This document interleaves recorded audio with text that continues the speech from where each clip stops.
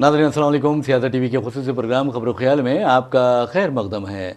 मैं मोहम्मद रियाज अहमद और मेरे साथी सैयद सज्जादुल हसनैन। अस्सलाम वालेकुम नाज़रीन। हमेशा की तरह आपके सामने अहम खबरें लिए हाजिर हुए हैं।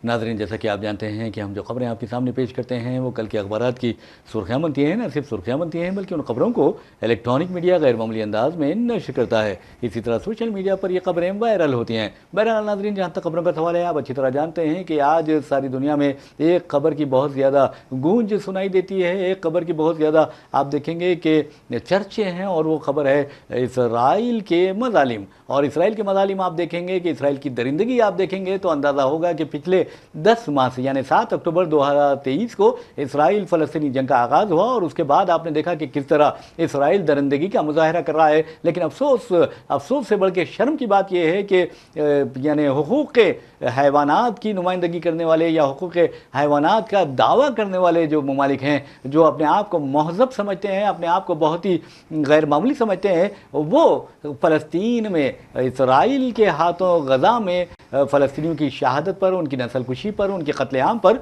मुजरिमाना खामोशी इख्तियार किए हुए हैं। हद तो यह है कि आपने देखा कि किस तरह अमेरिका हो या फिर अमेरिका के हलीफ ममालिक हों, वो कहते हैं कि इसराइल को अपने तहफ़्फ़ुज़ का हक़ हासिल है। तो इसका मतलब ये हुआ कि इसराइल जहाँ चाहे कत्ल गारतगिरी बर्पा कर सकता है, जहाँ चाहे नस्ल इंसानी का खात्मा कर सकता है, जहाँ चाहे बच्चों को शहीद कर सकता है, जहाँ चाहे ख़वातीन को मौत के घाट उतार सकता है। ये हो सकता है इसका मतलब, और ऐसा ही हो रहा है। फ़लस्तीन में 10 माह का अरसा गुजर चुका है और आप देखेंगे कि इसराइल की दरिंदगी का सिलसिला जारी है। आलमी अदालत इंसाफ ने भी इसराइल पर सख्त रिमार्क किए हैं, उससे शहरियों के कत्ल से बाज आने का इंतबा भी दिया है। और अक़वाम मुत्तहिदा ने बार बार अपना रोना रोया है। OIC भी बार बार बयानात देकर ये समझती है कि उसने अपना फ़र्ज़ अदा कर दिया है। और यहाँ तक कि मुस्लिम ममालिक भी वक्फे से कुछ ना कुछ कहते रहते हैं। उसके बावजूद आप देखेंगे कि इसराइल को रोकने की किसी में हिम्मत नहीं है, किसी में जुर्रत नहीं है और इसराइल कत्ल गारतगिरी का सिलसिला जारी रखे हुए हैं। आप अंदाज़ा कर सकते हैं कि अब जो रिपोर्ट आई है, ताज़ा तरीन रिपोर्ट, पिछली रात इसराइल के हमले में कम से कम 30 फ़लस्तीनियों ने जाम शहादत नोश किया। उसी के साथ जो इसराइल के हमलों में शहीद जो हुए हैं, उन शोहदा की तादाद 39,965 तक पहुँच गई है। यानी अगर आप देखेंगे कि ऐसे सरकारी आदाद व शुमार है, उसके मुताबिक तकरीबन 40,000 के करीब पहुंच चुकी है। लेकिन कोई नहीं है कि इसराइल को इस दरिंदगी से रोक सके। फिर आप देखेंगे कि जो जख्मियों की तादाद है वो 93,000 से ज़ायद हो चुकी है। उसके बावजूद किसी को शर्म नहीं आ रही है। और आपको ये भी बता दूं कि कल जो हमला हुआ उसमें एक ऐसे मुकाम पर हमला किया गया, जहां ऐसी बस्ती पर हमला किया गया, ऐसे कैंप पर हमला किया गया जहां 2 जोड़वा बच्चों के नहीं, जो बच्चे पैदा हुए थे जोड़वा बच्चे, उनके बर्थ सर्टिफिकेट लेने के लिए उनके माँ बाप गए थे। और जब वो वापस लौटे तो इसराइल की बमबारी में वो दोनों जोड़वा बच्चे भी शहीद हो चुके थे। तो आप अंदाज़ा कर सकते हैं कि नौमौलूदों की शहादत पर भी किसी को शर्म नहीं आती। और इस सिलसिले में फ़लस्तीनी एक बच्ची का एक बयान आया। सज्जा साहब, आपको बता दूं, मैं चाहूँगा कि वो पढ़कर सुनाऊँ। उस बच्ची ने ये कहा है कि ना दुनिया में और ना ही आखिरत में हम आपको माफ़ करेंगे। तो आप अंदाज़ा कीजिए उनके दर्द का, उनके रंजो अलम का, उनके गम का और उन पर जो हो रहे हैं मज़ालिम का, कि वो कहती है क्या अरब ममालिक हमें देख रहे हैं, क्या हमारी मुश्किलात देखकर उन्हें तस्कीन मिलती है। यहाँ रोज़ मलबे तले बच्चे मारे जाते हैं, उनके हाथ पैर कट जाते हैं, उनके सर कुचले जाते हैं। अरब दुनिया से सवाल उस लड़की ने किया कि आप किस मिट्टी के बने हैं, आपकी रगों में कौन सा खून दौड़ता है। अगर आपके अपने बच्चे भी इन मसाइब का शिकार होते तो क्या आप चुप रहते। तो यकीन मानिए फ़लस्तीनी बच्ची सिर्फ ये पहली बच्ची नहीं है जो इस तरह के सवालात कर रही है, बल्कि फ़लस्तीन के कई बच्चों ने ऐसे ही सवालात किए हैं। सजा साहब, यकीनन देखिए बहुत ही दर्दनाक मनाजिर हम देख रहे हैं 10 महीनों में जी। बहुत ज़्यादा हालात बहुत ज़्यादा ख़राब हैं वहाँ के। एक दर्दनाक तस्वीर तो शायद आपने भी देखी हो, हमने देखा था, रोंगटे खड़े कर देने वाली तस्वीर थी। एक मिट्टी के मलबे से एक कुत्ता एक नौमौलूद बच्चे को जो है अपने मुंह में पकड़ के ले जा रहा था। आप अंदाजा लगाइए कि किस तरह का जो है منظر ہوگا وہ جس نے عکس کشی کی ہے، اس کی تصویر کشی کی ہے، اس نے کس طریقے سے اس منظر کو اپنے جو ہے موبائل میں جو ہے تصویر اس نے کیا ہوگا. بہت المناک صورتحال ہے ریاض صاحب. بہت یقیناً دیکھیے، یقیناً ایک معصوم بچی سوال کرتی ہے عرب ملکوں سے تو اس کا سوال جائز ہے، وہ عالم اسلام سے سوال کرتی ہے تو اس کا سوال جائز ہے. وہ اگر عالم اسلام سے یہ پوچھتی ہے کہ آپ کس مٹی کے بنے ہو، کیا آپ پتھر ہو، کیا آپ میں حس نہیں ہے، کیا آپ جو ہے آپ کو نظر نہیں آ رہا ہے کہ یہاں کس طریقے سے جو ہے معصوم لوگوں کو قتل کیا جا رہا ہے، کس بدترین سفاکی سے جو ہے کام کر رہا ہے اسرائیل، کیا آپ کو اس کا اندازہ نہیں ہے؟ اگر یہ بچے یقیناً سوال کر رہی ہے، دیکھیے خدا کی طرف سے جو ہونا ہے وہ تو ہوگا. ہوتا ہے بالکل. اللہ میاں نے جو ہے انتقام ان کا لینا ہے، ہر حال میں ان کا انتقام لے گا. آپ سب سے بڑا دیکھیے ایک مثال آپ کے سامنے ہے کہ جو بائیڈن پھر سے جو ہے صدر بننے کی دوڑ میں تھے، جی ہاں جی ہاں، خدا دیکھا کی میں نے. مار کے دوڑ سے باہر ہو گئے. شاید کسی کو اندازہ نہیں ہوگا کہ کیسے جو ہے کیسے اس طرح کی سپورٹ کرنے والے لوگوں پہ عذاب آتے ہیں. خدا کی لاٹھی بے آواز ہے، وہ تو پڑنے والی ہے. لمیاں کو جو کرنا ہے وہ تو اپنی جگہ ہے، لیکن بحیثیت انسان چونکہ دنیا مسبب الاسباب ہے، تو کیا یہ پڑوسی ملکوں، عرب ملکوں، عالم اسلام، یا پھر وہ دنیا جو انسانیت کے گن گاتی ہے، وہ دنیا، وہ یورپ، وہ امریکہ جو اپنے آپ کو جو ہے بین الاقوامی پولیس مین بولتے بولتے نہیں تھکتا، کیا ان کی ذمہ داری نہیں ہے کہ اسرائیل کو اس طرح کی بدترین کارروائیوں سے روکے؟ آج پورے امریکہ میں جو ہے نوجوان نئی نسل سراپا احتجاج ہے، ہر یونیورسٹی میں احتجاج ہو رہا ہے. آپ کو یاد ہوگا کہ جب اس طرح کے واقعات کی شروعات ہوئی تھی، جب غزہ میں اندھادھند فائرنگ بمباری کی گئی تھی، جب غزہ میں روز لوگ مرنے لگے تھے، جب چھوٹے بچے جو ہے مر رہے تھے، معصوم بچے، خواتین کی لاشیں نکالی جا رہی تھی، تو اس وقت جو ہے سب سے پہلے اگر کسی نے آواز بلند کی تھی تو طلباء تھے. اور طلباء کی آواز جو ہے امریکہ کی آج ہر گلی میں گونج رہی ہے. یقیناً یہ آواز خالی نہیں جائے گی. دیکھیے نہ جانے کب جو ہے وہاں انقلاب آ جائے. ہم دیکھ رہے ہیں کہ کیسے جو ہے بنگلہ دیش میں طلباء کا انقلاب جو ہے ایک حکومت کا تختہ پلٹنے کا جو ہے کام کیا ہے. تو بہرحال طلباء میں برہمی ہے، نئی نسل میں برہمی ہے. نئی نسل دیکھ رہی ہے کہ کس طریقے سے جو ہے ظلم و زیادتی کی جا رہی ہے، کس طریقے سے عام لوگوں کو مارا جا رہا ہے، کس طریقے سے عام لوگوں کو کھانے پینے سے محروم کیا جا رہا ہے، کس طریقے سے عام لوگوں کو پانی سے بھی محروم رکھا جی گیا جی ہے. یقیناً دیکھیے غزہ، رفح کراسنگ، غزہ پٹی، اگر ہم اس کا جغرافیائی جائزہ لیتے ہیں تو بالکل جو ہے مصر سے لگی ہوئی ہے، بالکل مصر ان کے جی جی. پاس میں ہے. اور افسوس کا مقام یہ ہے کہ مصر بھی جو ہے بے حسی کی بدترین مثال بنا ہوا ہے. اور سجاد صاحب آپ دیکھیں گے کہ مصر بالکل قریب ہے، جی اور تمام جو عرب ممالک جی ہیں ان کے بیچ و بیچ فلسطین ہے. تو جی کیا وہ لوگ ان حالات میں کھانا بھی کھا رہے ہوں گے، یا وہ خوشیاں بھی منا رہے ہوں گے کہ ایک طرف آپ دیکھیں گے کہ کس انداز میں قتل عام کیا جا رہا ہے، کس طرح فلسطینیوں کی نسل کشی کی جا رہی ہے. یہاں تک کہ آپ اندازہ کیجئے کہ 7 اکتوبر سے لے کر اب تک 85% فلسطین کا جو بلڈنگز تھے، عمارتیں تھے، وہ زمین دوز کر دی گئی ہیں. مساجد اور عبادت گاہیں، آثار قدیمہ جو اہم مقدس مقامات تھے، انہیں شہید کر دیا گیا ہے. اس کے باوجود کیا یہ لوگ یہ سمجھتے ہیں کہ وہ مسلمان ہیں؟ جی بالکل، یہ بہت بڑا سوال ہے. یہ بہت بڑا سوال ہے کہ کیا فی الواقع وہ مسلمان ہیں؟ کیا انہیں احساس نہیں ہوتا؟ دیکھیے عام آدمی فلسطین کے ساتھ ہے. جی جی پورے عالم عرب میں عام آدمی، آپ نے دیکھا ہوگا کہ جب جو ہے غزہ سے لوگ رفح کراسنگ میں آ کے رک گئے تھے، کراسنگ پہ جب ان کی سرحدیں مصر نے بند کر دی تھیں اور لوگوں کو سرحد عبور کرنے نہیں دیا جا رہا تھا، تو سرحدوں پہ لوگ بیٹھے تھے، شدید گرمی کا حال تھا، عالم تھا. لوگ جنگلوں میں جو ہے اپنے جو بھی میسر تھا ان کو، اس سے انہوں نے اپنے چادروں سے ٹینٹ بنا کے وہاں پہ جو ہے رک گئے تھے. تو ان کے پاس نہ کھانا تھا نہ پانی تھا.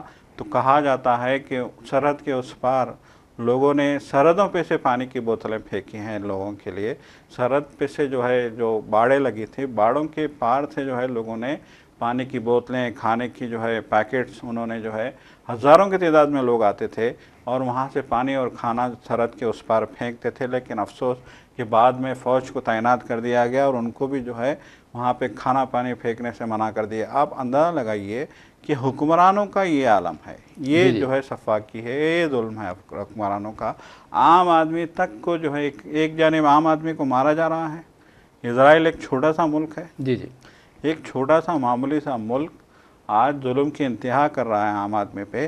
امریکہ جیسا جو ہے اپنے آپ کو طاقتور ترین کہنے والا ملک اتنا خوفزدہ ہے اسرائیل سے کہ اس کے ساتھ کھڑا ہے. جی جی اب تو یہ کہا جا رہا جی. ہے کہ تمام یہ چاہے امریکہ ہو, اٹلی ہو, جرمنی ہو, فرانس ہو, یو کے ہو, واضح طور پر یہ لوگ کہہ رہے ہیں کہ ہم اسرائیل کے حق دفاع جو ہے اس کی تائید و حمایت کرتے ہیں. ارے حق دفاع کب پیدا ہوتا ہے؟ جب پیدا ہوتا ہے جب پر آپ پر ظلم کیا جا رہا ہے, ظلم کر رہا ہے اسرائیل, اور آپ اس کی مدد کرنے کے لیے اتاولے پڑے ہوئے ہیں, آپ اس کی مدد کا اعلان کر رہے ہیں. قتل و غارت گیری کون کر رہا ہے؟ اسرائیل کر رہا ہے یا فلسطین کر رہا ہے؟ یہ دیکھنے کی ضرورت ہے. آپ دیکھ رہے ہیں اسرائیل قتل و غارت گیری کر رہا ہے, لیکن آپ اسرائیل کی مدد کر رہے ہیں. اس کے علاوہ اگر آپ دیکھیں گے کہ نسل کشی میں اسرائیل ملوث ہے, آپ اس کی مدد کر رہے ہیں. اسماعیل ہنیہ اور جو حماس کی قیادت ہے اس کا صفایا کرنے میں اسرائیل مصروف ہے, آپ اسرائیل کی مدد کر رہے ہیں. اگر آپ اسرائیل کی مدد کر رہے ہیں تو اس کا مطلب یہ ہے کہ آپ باطل کی مدد کر رہے ہیں, آپ ظالم کی مدد کر رہے ہیں, آپ ایک درندے کی مدد کر رہے ہیں, آپ ایک ایسی مملکت کی, ناجائز مملکت کی مدد کر رہے ہیں جو ساری دنیا میں دہشت گردی, وہ انتہا پسندی اور عسکریت پسندی کا باعث بنا ہوا ہے. یقیناً دیکھیں یہ بہت بڑا سوال ہے, یقیناً یہ بہت بڑا سوال ہے, یہ بہت تشویشناک سوال ہے. یہ بہت ہی جو ہے المناک بات ہے کہ جو ہے آج جو ہے ایک پوری طاقتیں عالم عرب کو تو آپ چھوڑ ہی دیجئے, جو یورپ ہے, امریکہ ہے, جو آج یہ کہہ رہا ہے کہ جو ہے ہم اسرائیل کے حق کے دفاع کے ساتھ کھڑے ہیں, ہم اسرائیل کی حمایت کرتے ہیں, ہم اسرائیل کے ساتھ کھڑے ہیں.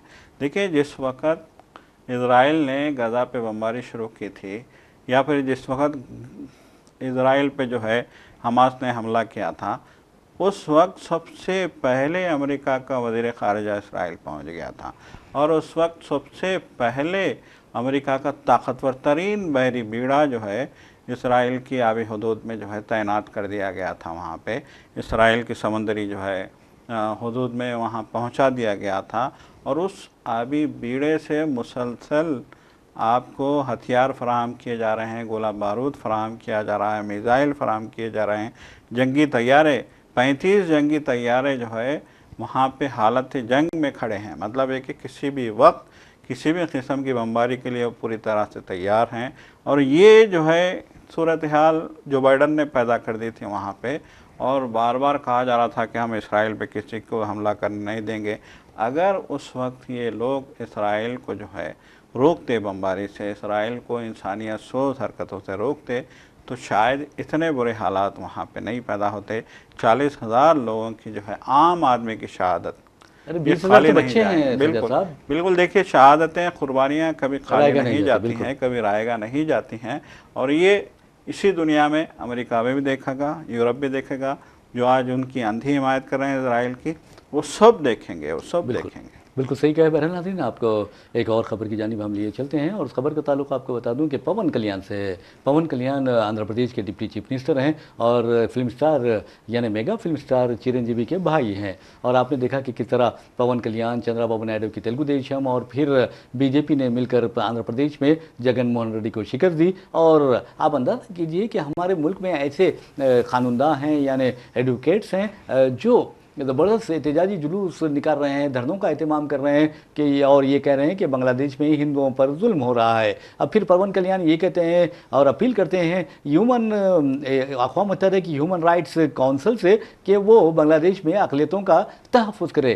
پون کلیان کو تھوڑی سی میں سمجھتا ہوں کہ شرم آنی چاہیے کہ انہوں نے کیا کبھی ہندوستان میں موب لنچنگ کے واقعات میں مسلم نوجوانوں, دلت نوجوانوں کی شہادت پر کوئی بیان جاری کیا تھا, اور انہوں نے کیا حکومت سے اپیل کی تھی کہ وہ مسلمانوں کے تحفظ کو یقینی بنائے, مسلم نوجوانوں کے تحفظ کو یقینی بنائے؟ ہرگز نہیں. کیا پون کلیان نے کبھی اتر پردیش میں اور مدھیہ پردیش میں, راجستھان میں اور بی جے پی کے زیر اقتدار ریاستوں میں مسلمانوں کے گھروں کو, یہاں تک کہ ایسے مسلم نوجوانوں کے گھروں کو زمین دوز کیے جانے یا آپ دیکھیں گے کہ بلڈوزر چلائے جانے کے خلاف بیان دیا تھا, جن کے ہاتھ نہیں تھے, اور پولیس نے الزام عائد کیا تھا کہ ان مسلم نوجوانوں نے سنگ باری کی؟ جو ہاتھ نہ ہو وہ سنگ باری کیا منہ سے کریں करेंगे, ये सोचने वाली बात है। क्या पवन कल्याण ने कभी इस तरह की आवाज़ उठाई? नहीं उठाई। अब वो कहते हैं कि ये अक़वाम मुत्तहिदा की ह्यूमन राइट काउंसिल मुसलमान यानी बांग्लादेशी अक़लियतों का तहफ़्फ़ुज़ करे। यकीनन हर इंसान का तहफ़्फ़ुज़ करना चाहिए, वो अक़लियत हो या अक्सरियत हो,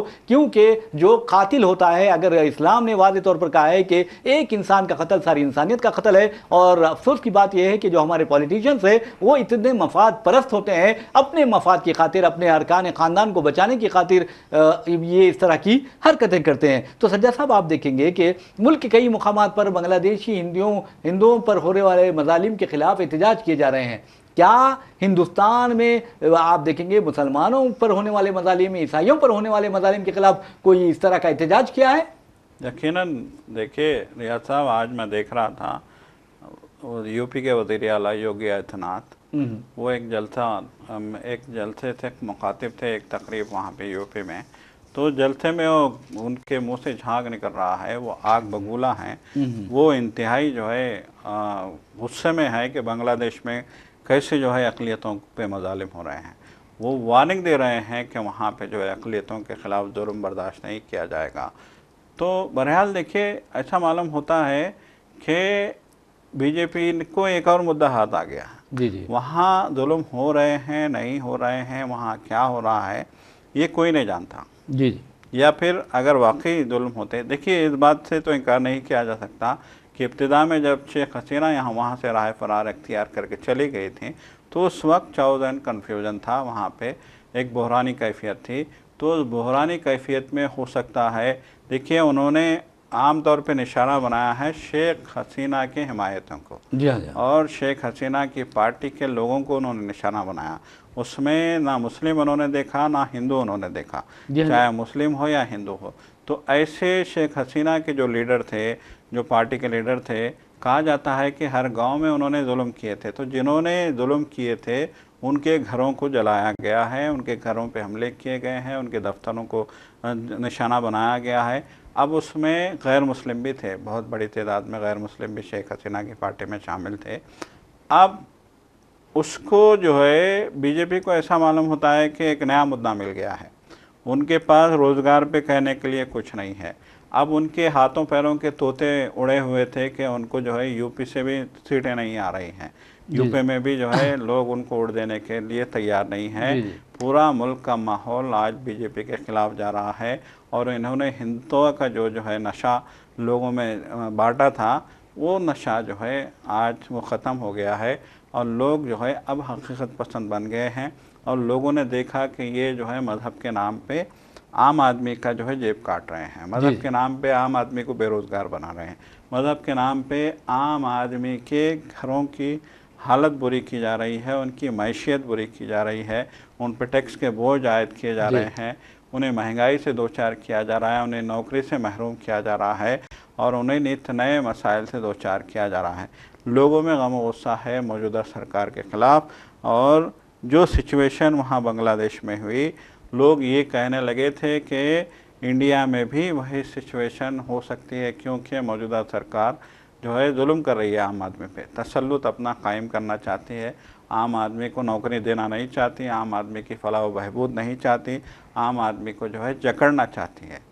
किसी ना किसी मामले में आप देखिए नए नए कवानीन जो है नाफिज किए जा रहे हैं, जीएसटी के ऐसे ऐसे जो है कवानीन बनाए गए हैं कि लोग बौखलाहट का शिकार हैं कि भाई आप हमें कुछ देना तो नहीं चाहते, लेकिन हम कुछ कमाना चाहते हैं, तो वो भी छीनने की पूरी तैयारी है। बैंकों में आप जाइए, बैंक में पैसा रखना आज मुश्किल हो गया है। इस तरह के जो है कवानीन नाफिज कर दिए गए। बैंक वाले खुद कह रहे हैं कि ये हुकूमत ने हमें परेशान करके रख दिया है नए नए कवानीन के ज़रिए। तो हमारे कारोबार जो है ठप पड़ रहे हैं, लोग जो है बैंकों में पैसा रखने से गुरेज कर रहे हैं। तो ऐसी सूरत हाल इस मुल्क की बन गई है। तो इस सूरत हाल में अब बीजेपी को ऐसा मालूम हो रहा है कि हाँ भाई, मुद्दा मिल गया है हमको बांग्लादेश का, हम बांग्लादेश में जो है जुल्म हो रहा है। अब हर आदमी ऐसा मालूम होता है कि पार्टी ने लगा दिया है, लोगों को काम पे लगा दिया है। कभी जो है जना सिन्हा का लीडर भी यही बोलता है। अरे हद ही हो गई साहब। आप देखेंगे कि चीफ मिनिस्टर आसाम وہ تو بیچارہ بدنام ہے اپنی زبان کے لیے، اپنے بیان کے لیے، اپنے مسلم دشمنی کے لیے بدنام ہے بیچارہ، اور اکثر اپوزیشن قائدین نے تو اسے ذہنی طور پر بیمار بھی قرار دیا ہے۔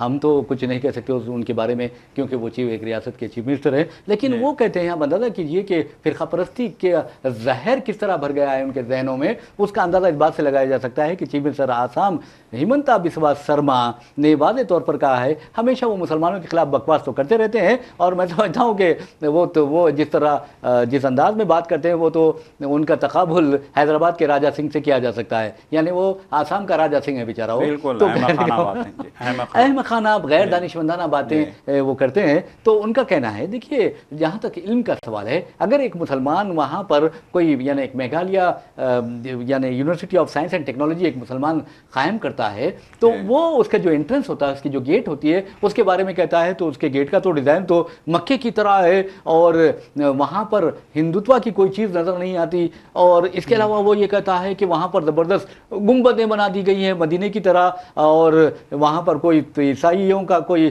یعنی علامت نظر نہیں آتی، ہندوؤں کی کوئی علامت نظر نہیں آتی۔ تو کیا مسلمانوں نے کبھی کسی یونیورسٹی کے بارے میں، کبھی کسی سرکاری عمارت کے بارے میں اس طرح کی بات کی ہے؟ نہیں کی ہے۔ اب ہر چیز کو آپ دیکھیں گے اور وہ شخص آپ اس کی ذہنی یعنی پستی کا اندازہ اس بات سے لگا سکتے ہیں کہ اس کا کہنا ہے کہ گوہاٹی میں جو سیلاب آ رہا ہے، اچانک سیلاب، وہ اس یونیورسٹی کی وجہ سے آ رہا ہے۔ تو اب اندازہ کیجئے کہ ایک شخص، آج کا زمانہ یہ ہے کہ ہم نے چاند پر کمندیں ڈال دیے ہیں، چاند کے قطب جنوبی پر ہم جا چکے ہیں، اس علاقے میں جا چکے ہیں جہاں دنیا اب تک نہیں پہنچ سکی، اس کے باوجود اس طرح کی جاہلانہ گفتگو میں سمجھتا ہوں کہ ہندوستان کا امیج خراب کرنے کی ایک سازش کا حصہ ہے۔ وہ بھی ایک چیف منسٹر کے منہ سے۔ اور سجا صاحب آپ کو ایک یونیورسٹی کے بارے میں بتا دوں کہ ہیمنتا بسوا سرما جس یونیورسٹی کی بات کر رہا ہے، محبوب الحق نے اسے قائم کیا، اس یونیورسٹی کے بارے میں اس نے یہ باتیں کر دی ہیں، لیکن آپ کو بتا دوں کہ بی جے پی کی وزارت تعلیم نے یعنی نریندر مودی حکومت کی وزارت تعلیم نے اس یونیورسٹی کو، جسے ایک مسلمان نے قائم کیا، اسے national institutional ranking frame work میں اہم مقام عطا کیا ہے، ملک کی 200 اہم یونیورسٹیز میں اس کا شمار کیا ہے۔ تو یہ تو میں سمجھتا ہوں کہ ہیمنتا بسوا سرما کے چہرے پر ایک زوردار تمانچہ ہے۔ بالکل یقیناً۔ دیکھیے آپ دیکھیے یہاں سب سے بڑا مسئلہ یہی ہو رہا ہے، جی سب سے بڑا مسئلہ یہی ہو رہا ہے کہ آپ کام تو نہیں کرتے ہیں، آپ جو ہے کام کرنا بھی نہیں چاہتے، الٹے آپ جو ہے لوگوں کو پریشانی سے دوچار کر رہے ہیں، لیکن آپ اس طرح کی باتیں کر کے آپ مطلب یہ کہ آپ کا ذہن اتنا پراگندہ ہو گیا ہے، آپ جو ہے آپ کے اندر اتنی نفرت بھر گئی ہے کہ آپ کو ایسا معلوم ہوتا ہے کہ مسلمان نام سے ہی چڑ ہو گئی ہے، اور آپ کسی کی بھی کوئی اچھی بات قبول کرنا ہی نہیں چاہتے، ایسا محسوس ہوتا ہے۔ آپ اپوزیشن کو بھی جو ہے نشانہ بناتے ہیں، آپ کانگریس کو بھی نشانہ بناتے ہیں، آپ انڈیا بلاک کو بھی نشانہ بناتے ہیں، اور مسلمان تو ہمیشہ سے آپ کے نشانے پہ ہیں۔ تو اب اس طرح کی باتیں، اس طرح کے جو ہے نفرت انگیزی کے ذریعے آپ نے اپنی ہی مقبولیت گھٹا لی ہے۔ اگر آج لوگ آپ کو ووٹ نہیں دے رہے ہیں تو اس میں قصور آپ کا ہے۔ اکھلیش یادو بھی آج یہی بات کہہ رہے تھے کہ اکھلیش یادو کہہ رہے تھے کہ آپ کو کام کرنا چاہیے تھا، اگر عوام نے آپ کو اقتدار صرف باتیں کی آپ نے، صرف باتیں کی ہیں تو نتیجہ یہی نکلے گا کہ عوام ہی آپ کو جو ہے گھر بھیج دے گی۔ اب بہرحال ناظرین ایک اور خبر کی جانب ہم چلتے ہیں، اور اس خبر کا تعلق آپ کو بتا دوں کہ ریاست تلنگانہ کے مسلمانوں سے ہے، مسلم نمائندگی سے ہے، خاص طور پر تلنگانہ قانون ساز کونسل میں، تلنگانہ کابینہ میں مسلم نمائندگی سے متعلق ہے۔ آپ اچھی طرح جانتے ہیں کہ اسمبلی انتخابات میں کانگریس کو کامیابی دلائی گئی، عوام نے کامیابی دلانے میں اہم کردار ادا کیا، اور اس سلسلے میں سیاست یعنی روزنامہ سیاست کے کردار کو، سیاست ٹی وی کے کردار کو فراموش نہیں کیا جا سکتا۔ تو بہرحال اب واقعہ یہ ہے کہ گورنر کوٹے کے تحت جو ایم ایل سی کے 2 ایم ایل سیز کا اعلان کیا گیا تھا، ایک تو تھے کوڈنڈا پروفیسر کوڈنڈا رام، اور دوسرے سیاست ٹی وی کے چیف ایگزیکٹو آفیسر اور سیاست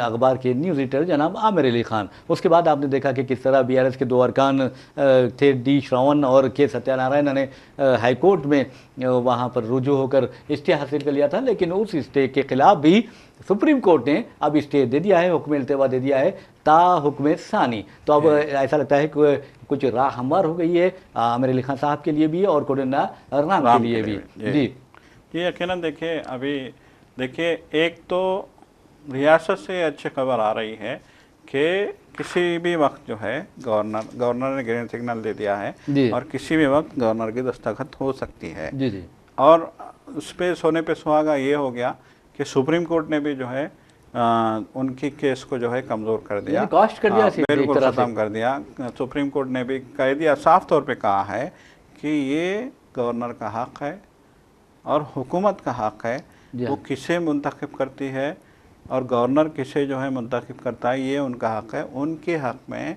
अदालत मुदाखलत नहीं कर सकती, ये वाज़े अल्फाज में सुप्रीम कोर्ट ने कह दिया है। तो यकीनन ये खुशाइंद बात है। और उस भी वाज़ेह तौर पर कहा है कि ये इस तरह के जो दरखास्तें होती हैं वो हुकूमत और गवर्नर के इख्तियारात को ख़तरे में डालने के बराबर होती हैं। बिल्कुल बिल्कुल। तो बहरहाल नाज़रीन, आपको बता दें कि जहाँ तक एक और ख़बर की तरफ हम आपको लिए चलते हैं और आपको बता दें कि चीफ मिनिस्टर रेवंत रेड्डी का हैदराबाद आमद पर ज़बरदस्त इस्तकबाल किया गया, खैर मामूली इस्तकबाल किया गया। और आपको ये बता दूँ कि उन्होंने अमेरिका का और जनूबी कोरिया का दौरा किया और जनूबी कोरिया का दौरा करने के बाद वो लौटे हैं, वतन वापस लौटे हैं। और अमेरिका के दौरे के मौके पर 31,500 करोड़ रुपए के सरमाया को उन्होंने सरमायाकारों को यहाँ सरमायाकारी करने के लिए राग़िब किया। ये बहुत बड़ी बात है। और यहाँ दोनों ये जो इन्वेस्टमेंट डील्स हुए हैं, तकरीबन 19 इन्वेस्टमेंट डील्स हुए हैं सज्जा साहब, और यादाश्त मुफ़ाहिमत पर दस्तखत हुए हैं। उसके बाद आपको बता दूं कि इससे कहा जा रहा है कि 30,750 रोज़गार के मौके रियासत में पैदा होंगे। और जो उन्होंने बिजनेस मीटिंग्स की उनकी तादाद 50 रही और 3 गोलमेज कॉन्फ्रेंस,